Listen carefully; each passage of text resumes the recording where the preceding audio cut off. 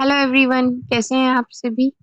तो आपको पता ही है कि मैं आपको यूपी टेट के एग्ज़ाम की प्रिपरेशन करा रही हूँ। इसमें हमने अभी अपना नागरिक शास्त्र वाला जो सिलेबस है वो स्टार्ट किया है। इसमें आज हमारा चैप्टर नंबर 2 है। अगर आपने इससे पहले वाला चैप्टर नहीं देखा है तो वो भी आप देख सकते हैं, डिस्क्रिप्शन में आपको उसका लिंक मिल जाएगा। उसी के साथ-साथ हिस्ट्री की भी क्लासेस हमारी चल रही हैं शाम को 5 बजे। तो अगर आपने वो भी नहीं देखी है तो उसका लिंक भी आपको मिल जाएगा। वहाँ से आप अपनी प्रीवियस क्लासेस देख सकते हैं। चैप्टर नंबर 2 में चैप्टर नंबर 1 में मैंने स्टार्टिंग में आपके साथ सिलेबस भी डिस्कस किया है। तो जो सिलेबस में नाम गिवन है और जो बुक में नेम है, वो थोड़ी-सी डिफरेंट है, लेकिन अगर हम कंटेंट की बात करते हैं तो कंटेंट वही है, उससे अलग नहीं है। बेसिक नॉलेज है कि गाँव की आपकी जो स्थानीय प्रशासन है वो कैसा होना चाहिए, सभी जन एक हैं तो विविधता में एकता आ गई, कौन से स्टेट का कौन-सा डांस फॉर्म है, ये सारी चीज़ें हमने प्रीवियस चैप्टर में ऑलरेडी करी हैं। तो आज का जो हमारा चैप्टर का नाम है वो है ग्रामीण रहन-सहन और स्थानीय स्वशासन क्या होता है? ये सारी चीज़ों के बारे में ही आज हम डिस्कस करने वाले हैं। तो ये आपकी क्लास जो होती है ये मॉर्निंग में 11 बजे हो रही है और जो आपकी हिस्ट्री की क्लास है वो शाम को 5 बजे हो रही है। शाम को 5 बजे और सुबह में 11 बजे आपकी नागरिक शास्त्र की क्लास हो रही है, क्योंकि बहुत कम टाइम है। तो इसके बाद जब आपका हिस्ट्री कंप्लीट हो जाएगा तो मैं उसी के साथ आपका भूगोल स्टार्ट कर दूँगी। ठीक है? तो आपका सिलेबस बहुत ईज़िली कंप्लीट हो जाएगा और अगर आप साथ के साथ देखते भी चलते हैं, तो भी आपके लिए काफ़ी हेल्प रहेगा। नोट्स ज़रूर बनाइएगा, आपको काफ़ी हेल्प रहेगी। चलिए चैप्टर को स्टार्ट करते हैं। आपका आता है ग्रामीण रहन-सहन और स्थानीय स्वशासन। अब यहाँ पर क्या है, मैं आपको रफ़ली बता देती हूँ कि गाँव में एक स्कूल खुला है। गाँव के जितने भी लोग हैं, वो बहुत एक्साइटेड हैं इस चीज़ को लेके कि भई गाँव में विद्यालय खुल गया है। हर कोई अपने बच्चे को पढ़ाने के लिए, उसका नाम लिखवाने के लिए जा रहा है। एक उससे पूछते हैं दूसरे से कि भई आप अपने बेटे का नाम लिखवाने नहीं जा रही हैं? कि नहीं, वो तो हमारे साथ मज़दूरी करता है। तो अब वो दूसरा मेंबर कहता है कि अभी तो मज़दूरी करता था, लेकिन अब तक तो हमारे पास ऑप्शन नहीं था। बच्चों को बहुत दूर जाना पड़ता था पढ़ने के लिए।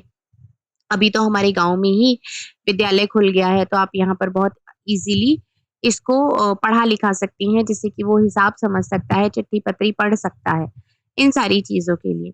ये गाँव का आप एक सीन देख सकते हैं। अब मनुष्य जो होता है गाँव में, वो समुदाय में मिलता है, बहुत सारे परिवारों को मिलकर समुदाय बन जाता है, चाहे वो गाँव का समुदाय है, चाहे वो नगर का समुदाय है।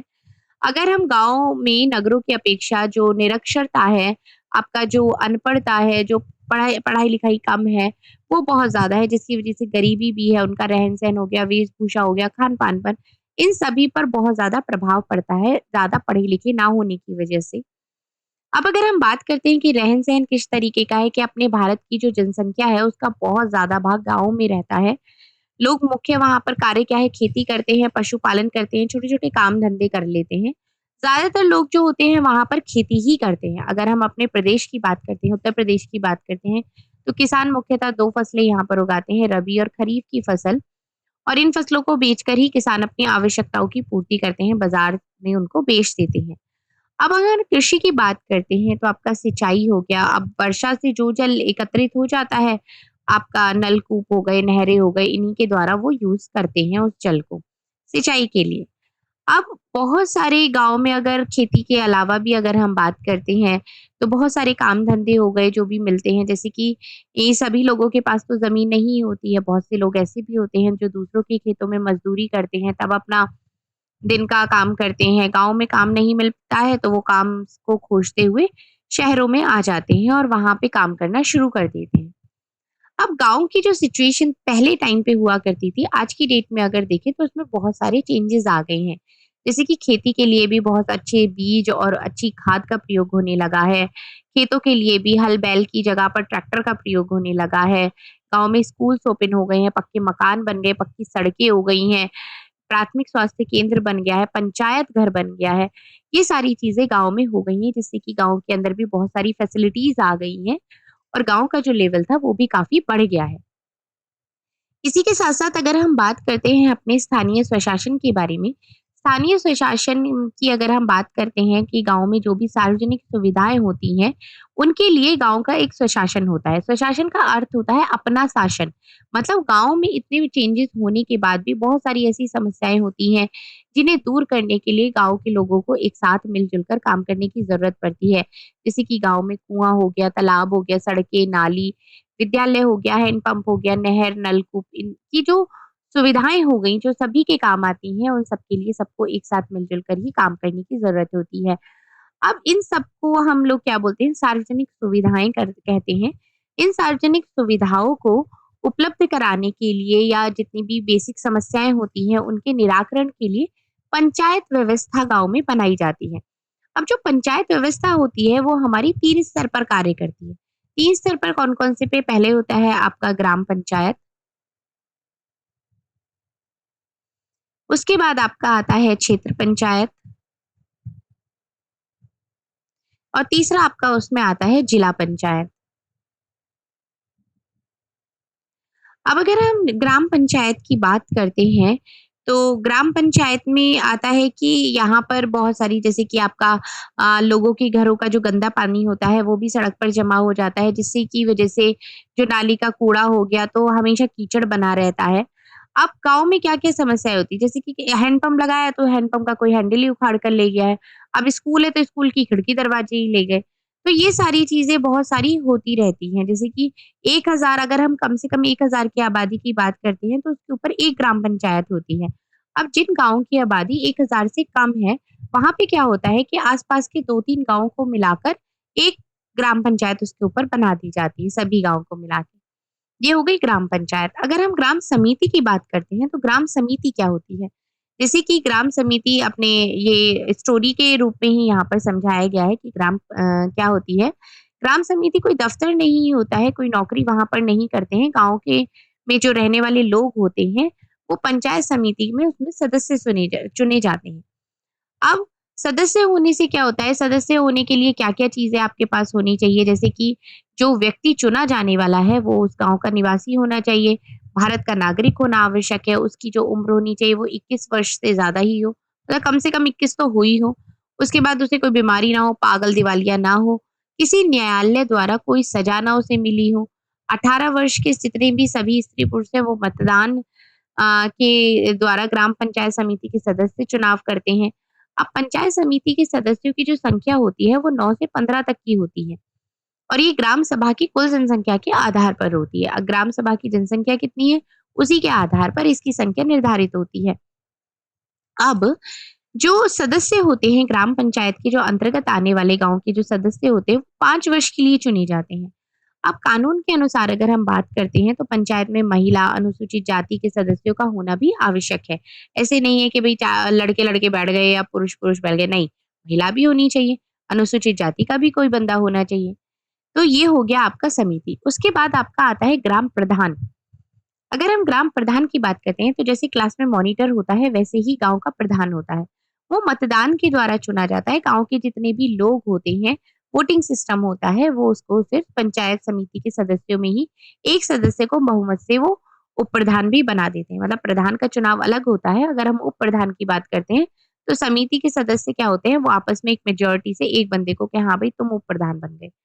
अब ग्राम प्रधान की अगर ग्राम प्रधान प्रेज़ेंट नहीं है किसी वजह से, तो जो उप प्रधान है वो उसके कार्य को करेगा। अब पंचायत समिति के जितने भी सदस्य होते हैं, वो गाँव की रचना हो गई, उसके द्वारा चुने जाते हैं और वो लोग क्या होते हैं, गाँव की जितनी भी जनता है, उसकी सुख-सुविधाओं के लिए कार्य करते हैं। इसीलिए उन्हें जनता का प्रतिनिधि भी कहा जाता है। अगर कोई भी सदस्य जैसे कि ठीक से काम नहीं कर रहा है, तो उसको क्या करता है, पंचायत समिति से उसको हटा भी दिया जाता है। तो ये हो गया ग्राम पंचायत के बारे में। अब इसका महत्व क्या है? इसकी इम्पोर्टेंस क्या है? क्यों हम ये सब कुछ कर रहे हैं? पंचायत क्यों बना रहे हैं? समितियाँ क्यों बना रहे हैं? प्रधान क्यों बनाया? तो उसका महत्व क्या है? अब गाँव में जितने भी संबंधित हम निर्णय लेते हैं, वो ग्राम पंचायत में लिए जाते हैं। जिससे कि ग्रामीण की जितनी भी अपनी समस्याएँ हो गई, स्थानीय समस्याएँ से, वो ग्राम समझ सभा में ही सुलझा लेते हैं। जिससे उनका जो समय होता है, संपत्ति होती है, संसाधनों की बचत भी हो जाती है। क्योंकि देखो घर में 4 लोग रहते हैं तभी प्रॉब्लम्स हो जाती हैं। और पूरे गाँव की बात होती है तो गाँव में तो बहुत सारी समस्याएँ हो जाती हैं। तो उनको क्या होता है, उनको सुलझाया जाता है जिससे कि एक्स्ट्रा टाइम ना वेस्ट हो, पैसा ना लगे, आप बाहर जाएँगे, कहीं सुलझाएँगे तो वो एक अलग चीज़ हो जाती है। इसीलिए इसका ग्राम पंचायत बनाया जाता है।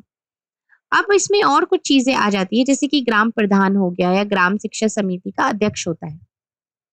अब गाँव का प्रधान की एक और रिस्पॉन्सिबिलिटी होती है कि जो आपका स्कूल बना हुआ है उसका रख-रखाव हो गया, निःशुल्क बच्चों की ड्रेस का हो गया, स्कॉलरशिप हो गया, निःशुल्क पाठ्य पुस्तकें उनको देना है, विद्यालय में दोपहर में मिड डे मील भी देना है।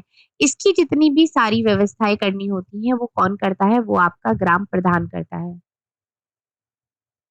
ग्राम प्रधान करता है। अब इसमें और भी बहुत सारी चीज़ें आ जाती हैं जैसे कि ग्राम पंचायत जो अधिकारी हो गया वो ग्राम पंचायत का सचिव होता है, जिसे हम सेक्रेटरी भी कहते हैं। अब वो जनता के द्वारा चुना नहीं जाता है बल्कि गवर्नमेंट के द्वारा नियुक्त किया जाता है। अब पंचायत सचिव हो गया या ग्राम पंचायत समिति का हिसाब-किताब जितना भी हो गया या कार्य का जितना भी आपने डेटा है उसका ब्यौरा जो रखना है, वो सारे काम वो करता है। पंचायत की बैठकें भी करवाता है, सरकारी योजनाओं के विषय में गाँव वालों को जानकारी भी देता है कि गवर्नमेंट ने क्या-क्या स्कीम्स निकाली हुई है, क्या-क्या आपको बेनिफिट मिल सकते हैं, जैसे कि वृद्धा स्कीम हो गई या बच लड़कियों के लिए बहुत सारी स्कीम्स गवर्नमेंट ने निकाली हुई है। इन सब की जानकारी भी वो गाँव के लोगों को देता है, ठीक है? और बैठक का वितरण भी वो अगर आपने कोई मीटिंग कही है, तो उस मीटिंग के क्या-क्या पॉइंट्स थे, किस-किस पर चर्चा हुई, किस-किस का सॉल्यूशन निकला, ये सारा जो डेटा होता है, वो भी वो रखता है। अब ये सारी चीज़ें हो जाती है। अब जैसे कि बहुत सारे सरकार द्वारा अनुदान भी दिया जाता है, जैसे कि हाट हो गया, दुकान लगानी है, मकान, ज़मीन आदि पर टैक्स वसूला जाता है। कुछ सार्वजनिक भूमि भी होती है। इन्हीं साधनों से इकट्ठा किए गए धन का उपयोग जो होता है, वो गाँव के विकास के लिए किया जाता है। कि मतलब गाँव के अगर किसी चीज़ पर टैक्स लग रहा है, टैक्स लिया जा रहा है, टैक्स लेने का गवर्नमेंट कहती है कि टैक्स लेने का सीधा-सा मतलब है कि हम उसको आप ही के लिए यूज़ कर रहे हैं। लेकिन कहाँ वो बहुत जगह दिखता है, बहुत जगह नहीं भी होता है। मतलब टैक्स बहुत जाता है एक तरीके से। तो इसी तरीके से गाँव में भी जो टैक्स इकट्ठा किया जाता है, वो गाँव के विकास के लिए ही यूज़ किया जाता है। अब जनता द्वारा निर्वाचित प्रतिनिधि की बात करें, कौन-कौन होते हैं जिनको जनता चुनाव करती है जिनका, उसमें आपका ग्राम प्रधान हो गया, उप प्रधान हो गया, ग्राम पंचायत हो गए और समिति के सदस्य हो गए। इनका चुनाव जनता करती है। अगर हम सरकार की बात करते हैं कि सरकार किस-किस को अपॉइंट करती है, तो उसमें आपका सेक्रेटरी आ गया, ग्राम पंचायत अधिकारी, ग्राम विकास अधिकारी, लेखपाल हो गया, बेसिक स्वास्थ्य कार्यकर्त्री, नलकूप चालक हो गया, प्रधान अध्यापक हो गया, शिक्षक हो गया, इन सबको गवर्नमेंट आपका नियुक्त करती है, ग्राम पंचायत में। अब इसके साथ-साथ जो आपका आता है, वो आता है पंचायत के कार्य के, पंचायत के क्या-क्या कार्य होते हैं। पंचायत तो हो गई, अब पंचायत ग्राम पंचायत करती क्या-क्या है? अब ग्राम पंचायत की जो रिस्पॉन्सिबिलिटी होती है, जो ज़िम्मेदारी होती है, वो क्या होती है? वो होती है कि गाँव की उसको दिशा सुधारनी है। अब पंचायत ये देखती है कि जो प्राथमिक स्वास्थ्य केंद्र बनाया गया है, उसमें सारी सुविधाएँ प्राप्त हो रही हैं या नहीं हो रही हैं। बच्चों की अगर शिक्षा के लिए है, तो विद्यालय की निगरानी करना, ये सारी चीज़ें विद्यालय में प्रॉपर हों, टीचर्स प्रॉपर टाइम पे पढ़ाएँ, उनकी जो बेसिक नीड है, जैसे कि स्कूल की ड्रेस हो गई, पाठ्य पुस्तकें हो गई, खाना हो गया, उनको प्रॉपर टाइम पे आ रहा है, नहीं आ रहा है। गाँव की जितनी भी गलियों में जैसे खड़ंजा हो गया, सड़क बनवाना हो गया, पानी की निकालने के लिए नाली बनवाना हो गया, आपका बिजली हो गया, पीने का पानी हो गया, इन सब की जो व्यवस्था हो गई, ये सारी चीज़ें भी आपका ग्राम पंचायत के कार्यों में ही आपका आता है। अब एक और चीज़ इसमें आती है कि कितने जन्म हो रहे हैं, कितनी मृत्यु हो रही है, इन सब का जो ब्यौरा होता है, वो भी ग्राम पंचायत ही रखती है कि इस गाँव में इतने बच्चों ने जन्म लिया है, इतने वृद्ध लोगों की मृत्यु हो गई, वो भी एक रेशियो बताना होता है। अगर ज़रूरतमंदों को कोई काम करना है, प्राथमिक निर्णय भी वो अपनी बैठकों में ही करती हैं। अब और एक और चीज़ आती है पंचायत के कार्य की अगर हम बात करते हैं, तो गाँव की जितनी भी सार्वजनिक संपत्ति हो गई, उसका रख-रखाव करना, खरीदना, नीलामी का कार्य, ये भी ग्राम पंचायत द्वारा ही होता है। जैसे कि पंचायत जो होती है, वो अपनी उसकी कितनी इनकम हुई है और कितना उसने खर्च किया है, ये भी उसका हिसाब भी रखती है। साल में 2 बार ग्राम पंचायत की बैठक होती है। बैठक में ग्राम पंचायत क्या करती है, वो ये देखती है कि जो पंचायत समिति है, वो अपना कार्य ठीक प्रकार से ज़िम्मेदारी से कर रही है या नहीं कर रही है। तो ये जो हमारा चैप्टर था, ग्राम पंचायत से ही रिलेटेड था। इसमें कुछ मिलान है जैसे कि बढ़ई है तो वो लकड़ी का ही सामान बनाएगा, शिक्षक है तो वो पढ़ाएगा ही, डॉक्टर है तो इलाज करेगा, कुम्हार है तो वो मिट्टी के बर्तन बनाएगा, राजगीर है तो वो घर ही बनाएगा। अब ये कुछ इसमें क्वेश्चन आंसर्स हैं, आप कुछ खुद से क्वेश्चन आंसर पढ़ के करने की कोशिश करिएगा। तो आपको चैप्टर बहुत अच्छी तरीके से रिवाइज़ हो जाएगा। जैसे कि ग्राम पंचायत का चुनाव होता है, कितने वर्षों के लिए होता है? 5 वर्ष के लिए होता है। कम से कम आयु कितनी वर्ष होनी चाहिए? 21 वर्ष कम से कम आयु होनी चाहिए। ग्राम पंचायत के प्रधान को क्या कहते हैं? पंचायत की ज़िम्मेदारी गाँव की दिशा सुधारने की होती है। पंचायत को सरकार के द्वारा एक तरीके से वेतन भी मिलता है कि आप क्या-क्या चीज़ें कर रहे हैं, आप गाँव के लिए अगर कुछ खर्च कर रहे हैं, तो उसका भी ब्यौरा उसको देना होता है। तो ये जो हमारा चैप्टर नंबर 2 है, ये गाँव से संबंधित ये यहाँ पर खत्म होता है। तो अगर इस चैप्टर से रिलेटेड कोई भी डाउट है तो वो आप पूछ सकते हैं। कमिंग वीडियोज़ में हम आपके आपके जो नागरिक शास्त्र के कमिंग चैप्टर्स हैं उनको कंप्लीट करेंगे।